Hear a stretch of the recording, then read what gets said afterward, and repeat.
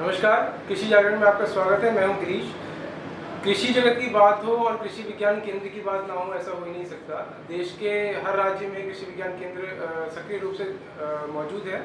आज हमारे बीच दो खास मेहमान हैं। पहले मेहमान हैं राजवीर सिंह जी, जो हैं डायरेक्टर अटारी जोन 1 लुधियाना, और दूसरे हैं डॉक्टर अत्तर सिंह जी, जो हैं डायरेक्टर अटारी जोन 4 कानपुर। आज हम इनसे बात करेंगे और जानने की कोशिश करेंगे कि वर्तमान स्थिति में क्या भूमिका कृषि विज्ञान केंद्र निभा रहा है और अभी क्या ब्लूप्रिंट्स, क्या भविष्य को लेकर क्या इनके प्लान्स हैं। आइए इनसे बात करते हैं। सर, आप लोगों का बहुत बहुत स्वागत कृषि विज्ञान से बात करने के लिए। धन्यवाद। सर, सबसे पहला प्रश्न आपसे ये कि कृषि विज्ञान केंद्र की आज थोड़ा भूमिका पे अगर प्रकाश डालें तो। जैसा कि आप जानते हैं कि कृषि की जब बात करें तो हमें वैज्ञानिक खेती की बात करनी होगी, और जब किसान और विज्ञान को जोड़ना होगा तो कृषि विज्ञान केंद्र बहुत बड़ी भूमिका निभाएगा। मेरा ये मानना है कि आने वाले समय में, और जब हम बात करते हैं कि फार्मर की इनकम दुगनी करनी है, तो साइंटिफिक और वैज्ञानिक खेती के बगैर ऐसा संभव नहीं हो सकता। जहाँ तक बात ये है कि किसान को किस तरह की KVK मदद करता है, तो उसके अंदर सबसे पहली जो बात आती है वो तो आती है कि टेक्नोलॉजी के बारे में उसको अपडेट किया जाए। लेटेस्ट जो भी मॉडर्न टेक्नोलॉजी उसके बारे में उसको बताना होता है, उसको ये दिखाना होता है, करके दिखाना पड़ता है डेमोन्स्ट्रेशन की मदद से कि किस तरह से ये टेक्नोलॉजी जो है फ़ायदेमंद है। तीसरा काम हमारा ये है कि खास करके जब बात करते हैं यूथ की और वुमेन एम्पावरमेंट की, तो उसके अंदर हमें उनको इतना सशक्त करना पड़ेगा। उनकी कैपेसिटी डेवलपमेंट या ट्रेनिंग का जो पार्ट है उसके अंदर उनको सशक्त करना पड़ेगा। नई तकनीकों के बारे में पूरा विस्तार से बताया जाए और किस तरह से हम उसकी अलाइड जो इनकम है या आमदनी है उसको किस तरह से बढ़ाया जा सकता है, उसके बारे में एक बहुत बड़ा जो हमारा अभी स्किल डेवलपमेंट का प्रोग्राम चला हुआ है, उसके अंदर हमारी भागीदारी खास करके नौजवान किसान भाइयों से और महिलाओं को आगे लेके आना है, ताकि वो इस मुहिम में अच्छी तरह से जुड़े, वैज्ञानिक खेती करें और किस तरह से वह उद्यमिता के साथ अपना रोज़गार खुद स्वयं स्टार्ट कर सकते हैं, ताकि उसकी इनकम को बढ़ाया जा सके। वर्तमान में अभी KVK क्या फिलहाल के लिए जैसे अभी जो सीजन चल रहा है उसके लिए क्या कितना सक्रिय है, क्या भूमिका वो निभा रहा है? अभी देखिए, ऐसा है कि कृषि विज्ञान केंद्र ही एक ऐसा ऑर्गेनाइजेशन है ज़मीनी स्तर पर जो कि तकनीकी ज्ञान का हस्तांतरण किसानों के बीच कर रहा है। जैसा कि अभी हमारे निदेशक अटारी लुधियाना साहब ने कहा, युवा है जो युवा खेती से भटक गए हैं, माइग्रेशन हो रहा है, गांव से लोग जो है चल कर के शहरों की तरफ जा रहे हैं। खेती एक व्यवसाय है, खेती एक व्यवसाय है, तो उसमें जो आपका प्रोटेक्टेड एग्रीकल्चर का जो जोर देखें, क्योंकि जनसंख्या हमारी लगातार बढ़ रही है और उपजाऊ ज़मीन कम होती जा रही है। तो ये जो तकनीकी आयाम हैं उनके माध्यम से कैसे हम उनके जो है नई तकनीकी के माध्यम से उनको जानकारी दें, जिससे कि उनकी लागत कम हो और लागत कम होने के अनुसार ही उनका जो है उत्पादन बढ़ाया जा सके। तो उसमें क्रॉप डाइवर्सिफिकेशन, जिसमें हम कृषि विविधीकरण की बात करते हैं, इंटीग्रेटेड फार्मिंग सिस्टम की बात करते हैं, जिसमें कि एक फार्म जो हाउस होल्ड है उसके 5-6 जो फैमिली के मेंबर हैं उनको जो दिन प्रतिदिन की जो आवश्यकता है, दलहन की, तिलहन की, जो भी और खाद्यान्न पदार्थों की, तो वो उसकी पूरी कर सके। और साथ ही जो दुधारू जानवर पशु रख करके या कोई ऐसा मधुमक्खी पालन का व्यवसाय करके या गोट्री या पोल्ट्री इस तरह का काम लगा करके वो अपनी जीविका को जो लाभकारी बना सकता है। जैसा कि अभी डॉक्टर साहब कह रहे थे कि भारत सरकार का कि मानना है कि किसानों की आय दोगुनी करनी है। निश्चित रूप से दोगुनी की जा सकती है, क्योंकि नई नई तकनीकी क्षेत्र विशेष के हिसाब से जो भी किस्में निकल रही हैं, कम सीजन की फसलें निकल रही हैं। जहाँ जहाँ भी हम बात कर रहे हैं कि जहाँ हमारा राइस वीट सिस्टम है उसके बीच का जो समय बचता है उसमें हम दलहनी फसलों का समावेश कर सकते हैं, जैसे उड़द है, मूंग है। तो उससे जो हमारा प्रॉफिटेबिलिटी है और जो सॉइल की जो प्रोडक्टिविटी है, उपजाऊ शक्ति है, उसको बनाए रखते हुए उत्पादन भी बढ़ा सकते हैं, एंगेजमेंट कर सकते हैं। एक अध्ययन हमारे अभी कृषि विज्ञान केंद्रों ने किया है कि जो 60 दिन की मूंग की वैरायटी मेहा और सम्राट निकली है वो करीब 60 दिन में तैयार हो जाती है। राजवीर जी, अगला प्रश्न आपसे मेरा ये है कि जलवायु परिवर्तन एक बड़ी समस्या बनकर उभरी है पिछले कुछ सालों में, और किसानों के लिए एक बहुत बड़ी चुनौती है, साथ ही साथ आप लोगों के लिए भी एक बहुत बड़ा चैलेंज है। तो किस तरह आप ये जो गैप है इसको भरते हैं किसानों के साथ, कि किस तरह किसान जलवायु आधारित खेती करें, क्योंकि जलवायु निरंतर जलवायु में परिवर्तन है। तो अब आप क्या देखते हैं, किस तरह आप उनको जागरूक कर रहे हैं, या जैसे कोई कार्यक्रम आप आयोजित कर रहे हैं, या कैसे उनसे आप जो है अपना कम्युनिकेशन कर रहे हैं? देखिए, आपने बहुत ही महत्वपूर्ण जो टॉपिक है उसके ऊपर बात की है, जलवायु परिवर्तन। ये एक सच्चाई है। आज आप देख रहे हैं, अखबार में पढ़ते हैं, टीवी में देखते हैं, देश के किसी न किसी पोर्शन के अंदर कुछ न कुछ क्लाइमेटिक आपदा आती रहती है जी। और इसके अंदर मैं ज़्यादा विस्तार से इसलिए नहीं जाऊँगा क्योंकि बहुत बड़ा टॉपिक है कि वो क्यों हो रहा है, उसके अंदर सब भागीदार हैं। जी।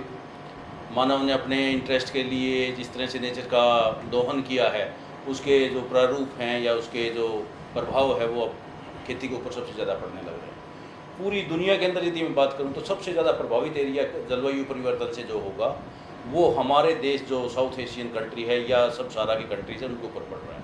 इसलिए हमें इसके बारे में विस्तार से चर्चा करनी पड़ेगी और हमारे किसानों को उस लेवल तक की नॉलेज देनी पड़ेगी ताकि वो उसका सामना कर सके। कल भी हमारे दिल्ली के अंदर एक बातचीत हुई थी, उसके अंदर यही बात हुई थी कि क्लाइमेट स्मार्ट एग्रीकल्चर के बारे में किस तरह से किसानों को जागरूक किया जाए और वो कौन सी तकनीक है कि जिसके साथ हम इस जलवायु परिवर्तन की जो संभावनाएं हैं उसका किस तरह से सामना किया जा सकता है, उसके बारे में एक विस्तार से चर्चा भी की है।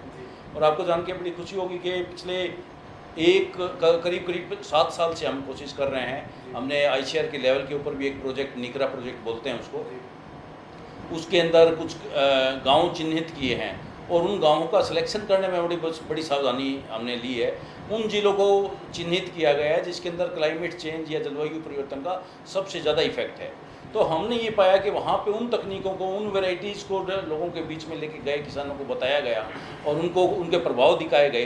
तो उसके अंदर उन्हें लगा कि हाँ, किस तरह से हम ये जो इसके प्रभाव है, चाहे बारिश का कम आना है या फ्लड आ जाती है या दोनों काम हो जाते हैं। एक सीज़न के अंदर ड्राउट है, उसी सीज़न के अंदर कुछ पोर्शन के अंदर आपका फ्लड आ जाती है। तो उस चीज़ को कैसे संभालना है, किस तरह से हमने उसके लिए प्रिपेयर्डनेस बहुत ज़रूरी है। उसके लिए हमने हर डिस्ट्रिक्ट लेवल के ऊपर एक कंटीजेंट प्लान भी बनाया है जिसके अंदर जलवायु रोधी क्या हम तकनीकें अपनाएं ताकि किसानों को नुकसान ना हो। अगर जी आपसे एक सवाल मेरा ये है, जब जलवायु का सवाल निकल के आया तो पानी जो जल स्तर है उसको लेके मेरा ये सवाल है कि उसकी जो मात्रा निरंतर घट रही है। और अगर बात करें धान की, तो धान की जो फसल है वो आप कितना पानी खाती है, इससे कोई सब रूबरू है कि कितना उसको पानी लगता है। तो कुछ हमारी बात हो रही थी किसान से, उन्होंने मुझसे कहा कि जो बौनी किस्में थी उनमें जो बौनी किस्में आई उसमें पानी का ज़्यादा उपयोग हुआ, बजाय जो हमारी परंपरागत जो हमारी किस्में थी वो काफ़ी पानी, उनको पानी की ज़्यादा ज़रूरत नहीं थी और उसमें भी पक जाया करती थी। तो उसको लेके KVK ने कुछ कदम उठाए हैं कि कैसे पानी का जल स्तर बनाए रखा जाए और कैसे किसानों को आप ये जागरूक कर पाते हैं कि एक अगर किसानी ज़रूरी है तो किसानी भी तभी होगी जब पानी बचेगा। तो इसको लेके आपके क्या प्रयास है? देखिए, बड़ा अच्छा सवाल आपने किया है। जहाँ पर हम बैठे हुए हैं, ये पश्चिमी उत्तर प्रदेश में जी, यहाँ पर जो ग्राउंड वाटर लेवल है, जिसको आप कह रहे हैं जल स्तर, जी, वो निरंतर नीचे जा रहा है। जी, ये चिंता का विषय है और इसी के लिए जो अभी डॉक्टर साहब बोल रहे थे कि निकरा प्रोजेक्ट जो आया हुआ है, यहाँ मुजफ्फरनगर में, बागपत में, हमारे निकरा के जो गांव हैं, हमने जो गांव लिए हुए हैं, तो उसमें हमने डिफरेंट टाइप के क्रॉपिंग सिस्टम्स वहाँ लगाए हुए हैं। जैसे लो वाटर रिक्वायरिंग क्रॉप्स लगाई, जैसे रबी में जैसे मस्टर्ड है, मस्टर्ड को रेज बेड पर लगा दिया और मस्टर्ड की पानी की रिक्वायरमेंट कम है, तो ऐसे सिस्टम हम डिमॉन्स्ट्रेट कर रहे हैं किसानों के खेतों पर कि उसमें पानी की मांग जो है कम हो। जो वैरायटी है कम, जिनकी पानी की, गेहूं की भी वैरायटी है शॉर्ट ड्यूरेशन वाली हो, पानी की जिसकी मांग कम हो, ऐसे ही जो क्रॉप्स हैं, ऐसे ही लाइव स्टॉक की जो ब्रीड्स हैं उनको भी वो ब्रीड ऐसी होनी चाहिए जो कि हार्डी हो। इस सिचुएशन में जैसे मान लीजिए ड्रॉट पड़ रहा है, सूखा सहने की शक्ति हो, जहाँ ग्राउंड वाटर जा रहा है तो वहाँ तरह उस तरह के जो है ये हमको जो मॉड्यूल्स जो कृषि विज्ञान केंद्र के माध्यम से डेमोन्स्ट्रेट कर रहे हैं। तो ये तो पश्चिम उत्तर प्रदेश की बात हुई। इसी तरह से जो वर्नेबिलिटी है, जो समस्या है, कहीं सैलिनिटी की समस्या है, कहीं ड्रॉट की समस्या है, कहीं ओले पड़ने की समस्या है, कहीं हैवी रेन्स की समस्या है और कहीं जो है दोनों सिचुएशन आती है कि एक साथ में फ्लड भी आता है, उसी सिचुएशन में ड्रॉट भी आता है। तो ये क्षेत्र विशेष के हिसाब से हमारे उत्तर प्रदेश में भी हमने 13 कृषि विज्ञान केंद्र ऐसे हैं कि ये निरंतर एक गांव इन्होंने सिलेक्ट किया हुआ है वहाँ पर इम्प्लीमेंट रखे हुए हैं, कस्टम हायरिंग सेंटर बने हुए हैं जिसमें मशीनरी का भी उपयोग किसान अपने खेतों पर कर सकता है। वर्तमान में जो है कृषि तो चली आ रही है, परंपरागत किसान कर रहा है, लेकिन वक्त की जो मांग है, समय की जो मांग है, आज तकनीक है। और किसान जब तक तकनीक से नहीं जुड़ेगा तो आज वो उन्हीं पुराने तरीकों से कृषि करेगा तो उसको वो नतीजा नहीं मिल पाएगा, वो खुद भी उन सब चीज़ों से सेटिस्फाई नहीं हो पाएगा।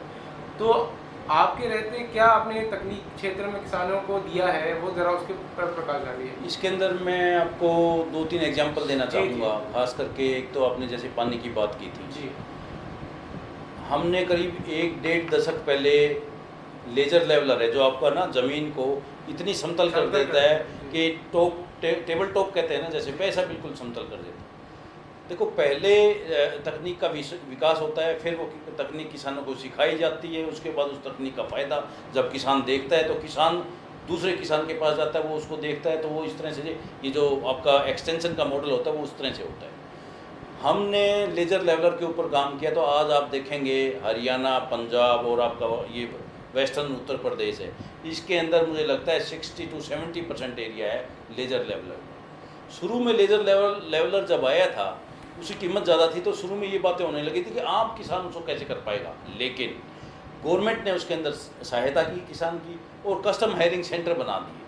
कुछ के नौजवान साथियों ने उससे रोज़गार मिला, उसे पैसे कमाते हैं और साथ में किसान की टेक्नोलॉजी खेत पे जाती है। अब आप ये मानेंगे कि लेजर लेवल यदि फील्ड है तो 25 से 30% तक पानी तक की उसकी सेविंग होती है। खाद का भी यदि प्रॉपर यूज़ किया जाएगा तो उसके अंदर खाद की भी कम होगी। तो जो स्मार्टनेस की बात कर रहा हूँ, चाहे वो पानी की बात आए, क्योंकि आप जैसा जानते हैं कि अगला विश्व युद्ध होगा तो अब सारी दुनिया भी मानने लगी है कि पानी के ऊपर ही होना है। वर्तमान में किसान जो है वो पेस्टिसाइड्स कीटनाशक का उपयोग बहुत भारी मात्रा में कर रहा है। अगर सीधे बात कहूँ तो धड़ल्ले से उपयोग कर रहा है, उसका नुकसान को जाने बगैर।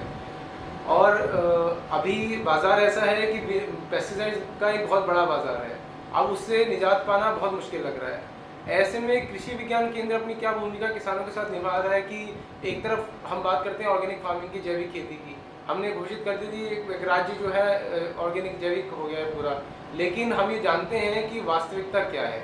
आज बिना पेस्टिसाइड्स डाले हुए किसान ऐसा कोई है नहीं जो पेस्टिसाइड्स का प्रयोग नहीं कर रहा है। तो उस तरफ आपका क्या प्रयास है या क्या आप क्या भूमिका निभा रहे हो एज अ केवीके? देखिए आपका क्वेश्चन जो सवाल है बहुत ही पेचीदा है, ये बिल मैं मानता हूँ, लेकिन इसका आंसर बहुत आसान मैं बताता हूँ आपको। यदि हम पेस्टिसाइड कंजम्पशन की बात करें ना तो जापान की प्रति हेक्टेयर जो कंजम्पशन है वो 14 किलो है, 14 kg। अमेरिका की 12 किलो है, हमारे देश की सिर्फ 452 ग्राम। तो उनके कंपेयर में हम पेस्टिसाइड बहुत कम करते हैं, लेकिन वहाँ का किसान जागरूक है, उसको ये पता है इस पेस्टिसाइड को इस वक्त यूज़ करना है, इतनी डोज डालनी है, इतना पानी की क्वांटिटी चाहिए, और उसके बाद कि जिसके ऊपर मैंने स्प्रे किया है वो उसका प्रोड्यूस कितने दिन के बाद मेरे को मार्केट लेके जाना है। हमारा किसान पेस्टिसाइड तो जानता है, लेकिन उसको किस तरह से अच्छी तरह से यूज़ करना है, उसका जुडिशियस यूज़ क्या होना चाहिए, उसकी डोज क्या होनी चाहिए, टाइम ऑफ एप्लीकेशन बहुत इंपॉर्टेंट है, उसके बारे में ज़्यादा ज्ञानता नहीं है किसान को। हमारा इसके अंदर पर्पज़ यही है कि किसान को डिटेल के बारे में बताया जाए कि ये इंसेक्ट है, इसका ये थ्रेशोल्ड लेवल है, इस थ्रेशोल्ड लेवल पे ये पेस्टिसाइड का स्प्रे करना, उसकी ये डोज है, उसके कितने दिन के बाद उसको मार्केट में लेके जाना। प्रोटोकॉल है, लेकिन उसको इतना जागरूकता नहीं है इसके बारे में।